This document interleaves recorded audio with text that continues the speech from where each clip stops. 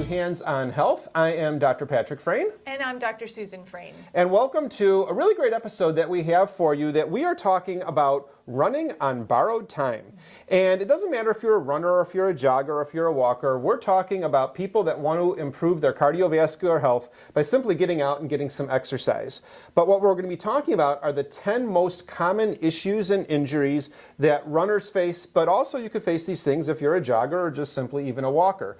So where's the best place to start when we talk about a topic like this? Well, I think it's the best place to start is the anatomy of the foot. You need to understand how the foot is made up, and then you can better understand why we have the problems that we have when running or walking or jogging, things like that. We have 26 bones in each foot. And a lot of bones. Not only is that a lot of bones, but it actually makes up 25% of the total number of bones in our entire body. Wow. That's all crazy. In the feet. All in the feet. So over 50 bones in the feet alone. Those bones then form different arches. And most of us are aware of the inner arch of our foot. If we have a loss of the arch, we say we have flat feet, and that kind of, that arch falls down on that inner part. So that's the medial arch. Okay, The lateral but there's more. arch, there's additional There's arches. 3 total. The lateral arch is the one on the outside of the foot. And there's actually a transverse arch that comes across the bottom, kind of up towards the toes, so to speak, where the toes come in alignment with the foot. So those 3 arches are very, very important. They actually have 3 roles. So they have the role of distributing our body weight evenly over the feet. Sure. They have the role of movement, propulsion, as we take every single step. They also have a role of shock absorption. That's true. So if you think of a shock in your car, for example, every single time, it's like a big spring. Right, absolutely. And every single time you go over a pothole, which there are just a couple in our area. It's construction season. Just a couple. And every time you go over a pothole, that spring comes down and it absorbs some of the shock. Well, it's the same exact thing with the arches of our feet. So if we don't have enough of the arches, that shock absorption isn't there anymore and can begin to cause problems. Yeah, and we look at it's heel strike, it's mid stance, and then it's toe off. And those are kind of those 3 movements of the foot. And this doesn't, if you're a runner and you're doing an ultra, or you're one of our patients that is a trainer for people that are doing ultras, and you know who you are, God bless you for that. But this is the same type of biomechanics that happens if you're just simply taking a walk around your block. It's that heel strike, the mid stance, and the toe off. And all of these things, if that foot is not aligned properly, they can all lead to these 10 things that we're going to be going over. Absolutely. For sure. So let's talk about what these 10 conditions are. And some of them are, a little more in relation to someone who is a hardcore runner, and some of them are absolutely for someone that's walking from their desk to their car and from their car to their home. And honestly, you better hold on to your shoes because we're going to be flying through these really, really fast. So we're going to go through them in just a couple of minutes. Put your running shoes on. Put your running shoes on. You're going to need them. Here we go. We're going to take off. All right. Tackle number 1. We're taking off with runner's knee, or if you want to get fancy, you can call it patello-femoral syndrome. Ooh, fancy name. Let's get fancy here. Name. So we're talking about a dull pain in the front of the knee, under your kneecap, basically. Yep. Okay. And this can indicate that the knee on its own is out of alignment. For sure. So, a lot of people will hear, well, how does that even happen? Your spine can go out of alignment, but your knee can go out of alignment. Yes, it can. Same thing with your feet. So in this case, the knee itself is out of alignment. And it's a subtle misalignment. It's not something, it's not a dislocation. This is not a dislocation. No, oh my gosh, this is not a dislocation. Right. We use the term a lot in our profession called subluxation, and I always think of a sub like a submarine. It's just under a dislocation. This is not a dislocated kneecap. Correct. But when patello-femoral syndrome occurs, you can see where that kneecap is starting to slightly misalign, and that's where you're getting that dull pain. And that could be an imbalance in the muscles as well. So there are things that we need to look at, but from a chiropractic perspective, that can be extremely helpful, realigning the knee. And it's not anything that's really aggressive. It can be a very gentle realignment, but then looking at the muscles and making sure that they're well balanced so that doesn't continue happening. It's very important. Absolutely. So when we're looking at best treatment for each of these top 10 that we're going to go over with you, I think that one really kind of falls into chiropractic. That's the one that adjustment is the one. Yes. Next one on our list, number 2, is stress fracture. And this is the one that can happen to the tibia, to the fibula, or to your ankle. These are the 3 most common areas that are going to have that. And it's really from a lot of repetitive conditioning and a lot of repetitive training. And the one thing that I've noticed in 20 years of working with runners is there is very little off season. Everybody else has an off season, but runners don't really really take one. I mean, they have their marathons, they have their halves, they have their ultras, but then they're still on the treadmill. They're still practicing. Even in the wintertime, they're running. Even in the winter. And sometimes these do need medical co-management. And so we certainly are open to that. We're not going to say that this is a situation where, it's just a chiropractic office or it's just some of the other services that can help with that. Typically, you do want to co-manage it. But at the same time, there are natural things that you can do. For stress fractures, there's supplements that you can take. Yes. That would be helping with bone building and speeds your osteophyte body's formation. ability to heal Yep, faster. for sure. And the one thing that is really huge for it is laser therapy. Oh That my is gosh, something that it's makes a big impact.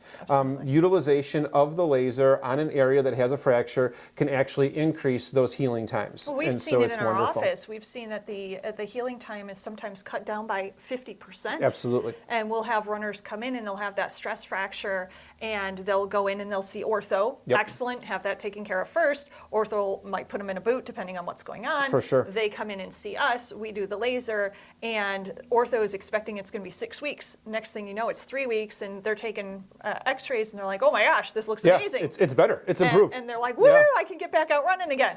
Absolutely. So some definite things there for the stress fracture. Moving on to number 3, and that one is? Shin splints. Shin splints. Or medial tibial stress syndrome. Ooh, I know, more we're big getting words. fancy. We're getting the fancy getting words fancy. out. So this is along the shaft of the tibia. We all know what shin splints are. We've all had those in the past. It can be extremely uncomfortable. One of the reasons this can happen is if we increase our distance too fast. Absolutely. We get a little aggressive, we get a little excited, or we have not timed things well enough, and we're like, I'm going to run a marathon, and it's in 4 weeks, and I'm starting now. Don't do that. But flat feet can also cause shin splints. Back to those arches. It's back to those arches. When you lose those arches, the biomechanics are completely off. Every single time you take a step, it's not only causing the weight of your body to shift in a different part over your knee, but there goes your shock absorption too. So instead of that shock absorber taking care of everything, it just runs right up that leg, and there you go with the shin splints. So best treatment for the shin splints then of the tools that we have available to us. Orthotics are usually going to be your best bet. Having a digital foot scan done, sometimes you can just get the off-the-shelf ones. It just depends on how bad the loss of the arch is, or is it one arch, is it two, is it all 3 of them? Yep. You can't ignore the fact that there are 3 arches and just address one. You might have to address all 3. And I think, when you said, the over-the-counter ones can help, I think a lot of times people say, well, when do I use that? And we'll have a whole separate podcast on orthotics so that people can understand the differences. But for this podcast, if this is something that just popped up for someone and they need something immediate, yes, you can go get an over-the-counter, Right. kind of a generic mass-produced orthotic and you can use it. But if you're going to be taking your walking, jogging, running seriously, and you're going to be something that you want to start getting a couple 5Ks going, or the 10K or the half, and you want to start planning out for that, that's when you need something that's more custom made to your foot and not something that comes out of a rack that fits Exactly. everybody, for sure. Okay, so moving on. The next one is Achilles tendonitis. And this one is really that inflammation of the Achilles tendon in the back of the foot. And this is the one that's really repetitive use. This goes back to I'm using it over and over and over again. But the thing is, a lot of people, when they start treating Achilles tendonitis, they just look at the Achilles tendon because that's the name of it. That's where the pain and discomfort is. Right, so that's where we should treat it. That's not the source of the problem. Exactly. Usually. And people are like, I'm going to ice my Achilles tendon. And you can. If you start to feel that tendonitis coming in, yes, you can put that ice pack on. It's going to feel really good. But the real trigger for Achilles tendonitis actually comes from the muscles of the calf. And it's actually the gastrocnemius muscle and the soleus muscle in the calf. When those start getting tight and cramped up, that will pull on the Achilles tendon because basically those insertions are the Achilles tendon. Yep. So a great thing to do is to roll out the calves, and another thing to do is to really heat them up and to make sure that they're nice and warm. A lot of times, even in a dance industry, you'll see where, or even in a gymnastics industry, you'll see where they'll wear leg warmers. And that's really to keep the gastrocnemius and the soleus nice and warm. Because if you can do that, that's going to make a big impact into that Achilles tendon itself. They're more flexible. Yep, for sure.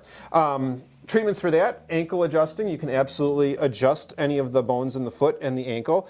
Talus is a big one for that. Definitely. For sure. Calcaneus adjusting as well, making sure these subtle misalignments are proper so that is there. And again, another treatment, laser therapy. You can absolutely use the laser on the Achilles tendon. Once that inflammation or that itis has gotten past the point of what you can do on your own. that'll decrease that inflammation and help things heal up faster. Yep, for sure. Absolutely. Moving on to number 5. Muscle strains and pulls. Wow, most common hamstring, quad, calf, and groin. Yep.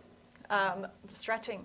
You guys gotta stretch. You know, I don't know how many times I have people come in and they're running and they're ignoring the most important part, and that's the stretching part. And it's not just stretching before the activity, it's the post-stretching as well. Yes, that's even more important. I don't like to stretch cold muscles. That's when you can have more of an injury. So warming up a little first, then stretching. And then when you are all done with your run, stretching again. Very, very important. But this can also be due to dehydration if you're not getting enough water. You know, I hear people, oh, but I don't like the taste of water. Okay, there's so many things you can do to doctor up water. Absolutely. Yeah, you can have an infuser, you can do cucumber, a lemon, Throw a lemon in there. There's so much stuff that you can do. Absolutely. But dehydration is huge. Increasing the distance and speed before the body is ready. This goes back to, we had this with shin splints as well. So when you're increasing the distance too fast, you can be setting yourself up for a whole bunch of problems. And that's the reminder to everybody that's listening to this is if you want to get out and get started, especially when the weather's beautiful, don't do too much too soon. You're better off just taking short distances and then adding to it no more than 10% at a time than just saying, I've never done anything all winter. I've sat on my couch and now I'm going to go out and I'm going to walk from my house to downtown.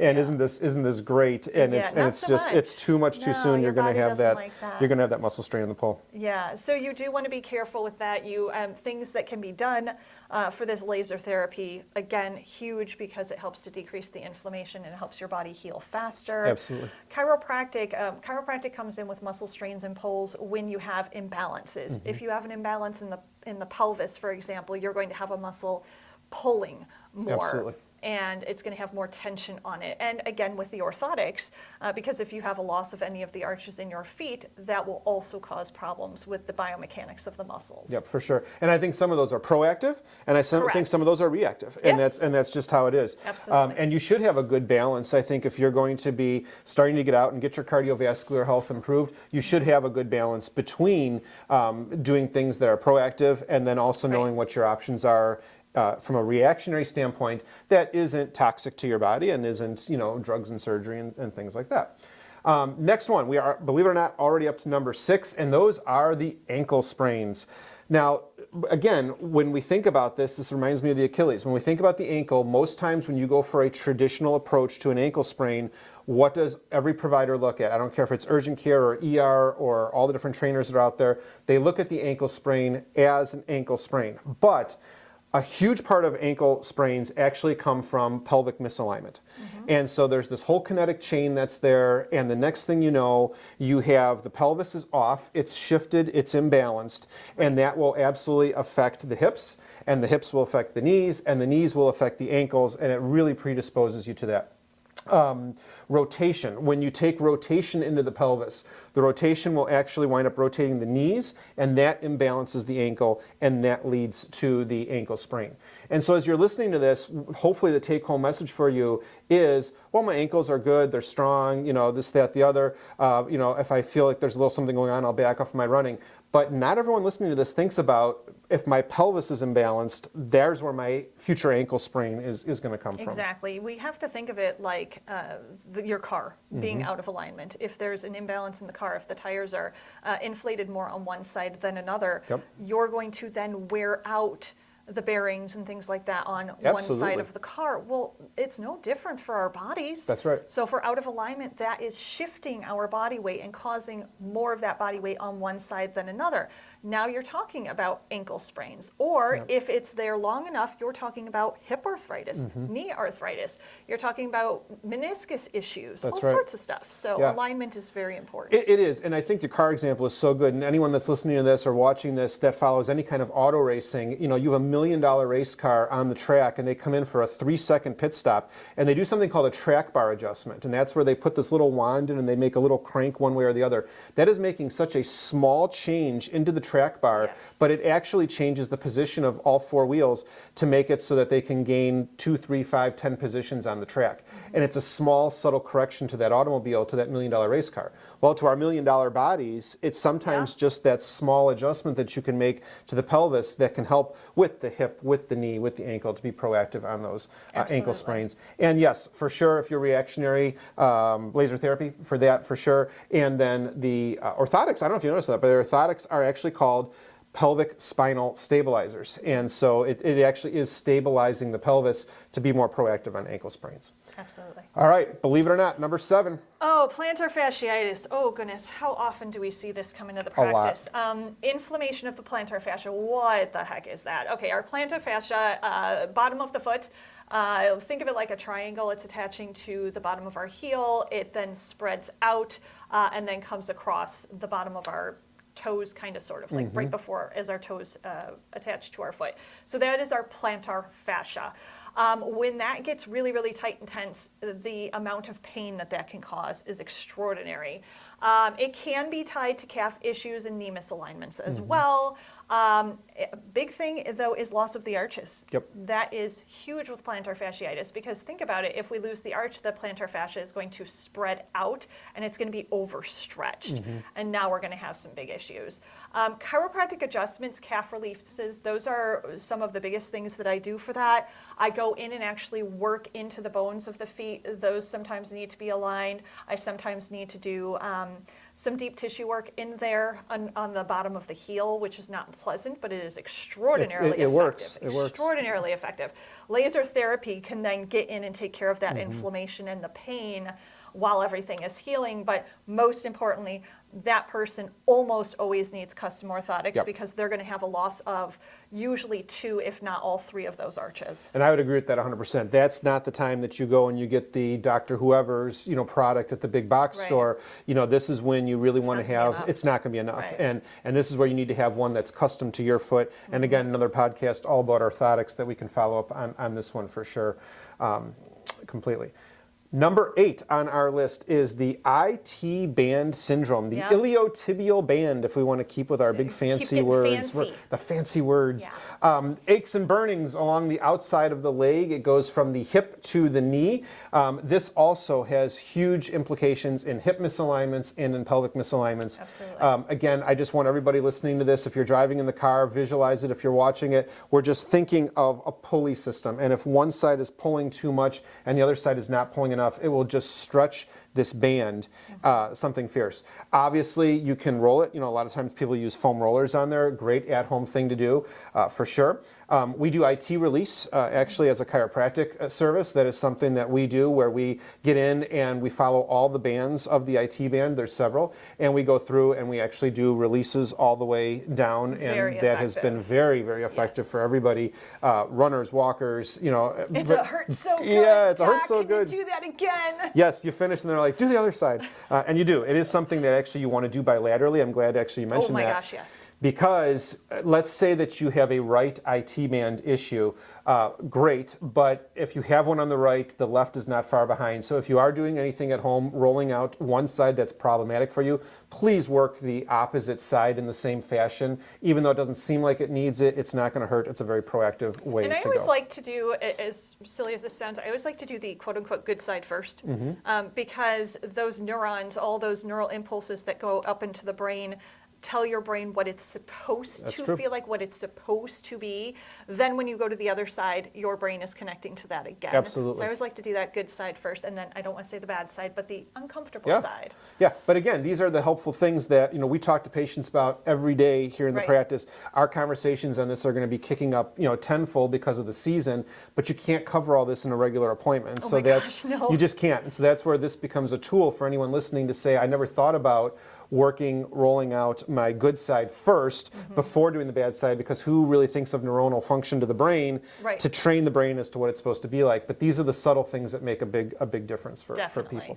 We're up to number 9, and number 9 is blisters. Blisters. Nobody and likes don't a we blister. know this well, because our poor daughter with her point shoes and her dancing and stuff. Dancers' feet Poor have kid. blisters everywhere. Holy cow, man. This could be poor positioning of the foot in your shoes, or you don't have the right shoes. Yep. That can be a big thing. So it's not just that the feet aren't in the proper place. It's that maybe you just don't have the right shoes. Maybe you don't have the right size of shoes. Maybe because you've lost one or more of the arches, you don't have the proper support, and then your feet are kind of spreading out. You know, I hear people say, my feet have gotten bigger since I've gotten older.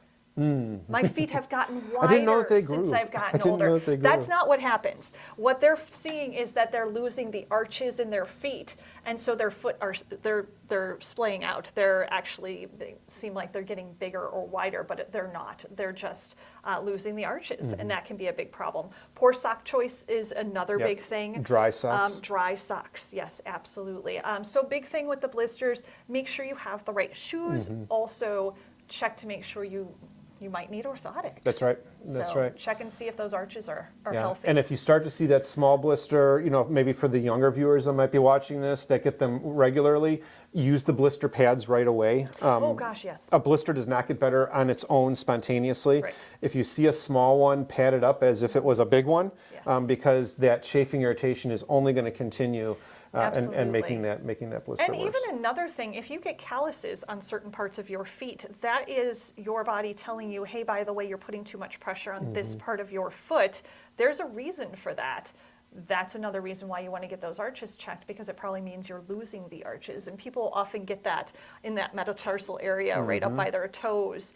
And that's an indication that you're losing or have lost the transverse arch in your foot. And again, that we can cover that more in our orthotics podcast for sure. But Absolutely. all different things that hopefully, as you're engaging with us today, that you're hearing.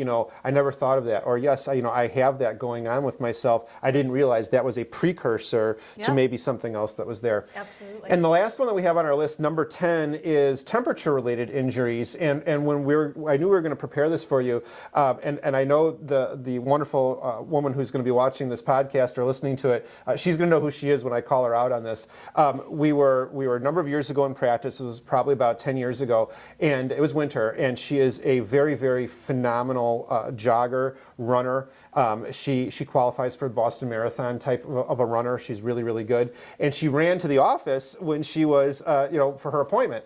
And she got here, and we recognized she was hypothermic, and she was shaking and just not doing well. And I asked her what she did, and she ran, and it was below zero out. And she was, she's going to be that diehard runner. And I know she's listening to this, going, "Yep, that's me." And she's putting up her hand. God bless her. We actually had to wind up putting a blanket on her and getting her warmed up, and we got her some hot tea. And it was crazy that's what it was. But it was a real world example that happened here in the practice. But people do not regulate their temperature. They overdo it. Heat exhaustion is what we're going to have to be dealing with now. Yeah. If you're listening to this and you're in a more humid environment, if you're down in a Florida type of a part of the country, or a Georgia where it's always humid, certainly got to watch your electrolyte balance and your hydration for sure. And then layers of clothing too. In talking with this particular elite runner that we take care of, she was talking to me about running. I believe it was Boston that she was running in. And she said, I said, what impressed you the most with the run? And she said, was the amount of clothes that were on the bridges and on the side of the road. And I said, clothes. And she said, people are running and they have $100 top-end fashion, for these layers. And as they're running, it's the Boston Marathon. It comes off, and it's just chucked onto the side of the road. And she said it looked like people's wardrobes were all over, because those elite runners knew how to layer clothes properly and what was going to come off when. And they didn't care that $120 top just got thrown on the side of the road. They're that engaged in their race. They're like a big lost and found at the end. There probably is. I should ask her on that at a follow-up appointment. Do you go back and look Somebody's for it? like going with a wheelbarrow and they're picking up the Here's clothes. another tip. If you do that, put your name in it and your phone number in it, right? Because if you're going to throw your $110 sport top on the side of the road, and then of course, for a little humor to it, make sure that the sports bra is not the last one to come off. We don't want to have people with that. So make sure that's your final layer for the females, right? So anyways, biggest running mistakes overall, what would you say is the biggest one? And this is not just for runners, this is for our health in general. We ignore our bodies. Our bodies talk to us all the time, and we just ignore it. Yep. When we have pain, when we have other symptoms, it is our body telling us that there's a problem, and if we ignore it, that's when we can have permanent damage happen. Yep, for so sure. get it checked out. For sure. And for myself, I would say that it's being reactive instead of being proactive. I still think, again, with our health in general, we wait for there to be a problem and then we want to do something about it. Yep. And it would be so much easier if we would just be more proactive on things, take advantage of services like the ones we've talked about here that are maybe outside the box. Maybe it's not something that you've originally thought of for helping your situation, but a little bit of time and a little bit of money proactively can really save your season, or it can make for a much, much more enjoyable situation. And that's through adjustments, it's through laser therapy, it's through orthotics, it's through kinesiotaping, it's through stretching, it's through hydration, just a plethora of different things. So Absolutely. in the end, we covered the top 10 most I common cannot issues and believe we- injuries that runners and walkers and Holy joggers cow. face. That was a lot. It was a lot. Yeah. You may want to rewatch this. Yeah, absolutely. But even more importantly than that, please share this. We really want this to go to everybody that could find it beneficial. So if you have someone that's not in our office, or there's someone that's even out of the area, please make sure that you share this, forward it to them, so that they can get this information as well, because it's really about educational, and it's Yes. about getting the word out to people so that everyone can be healthy and safe and really enjoy their activities, because the benefits are huge. Cardiovascular benefits are awesome for people with this. It can help with bone health as well, to keep your bones stronger the more we use them. It can help with weight loss, all the different things All that sorts people of want. stuff. And sometimes you just don't know what you don't know, but now you know. Exactly. Now you know. So please please share some of the podcast apps that are there. There's a way you can rank us. If you see it and you'd like to put it as a 5-star, please do so. It helps everyone get the word out. So thank you again for tuning in to Hands on Health. We hope you've enjoyed the episode. More to come for you. Until next time, though, I am Dr. Patrick Frain. And I'm Dr. Susan.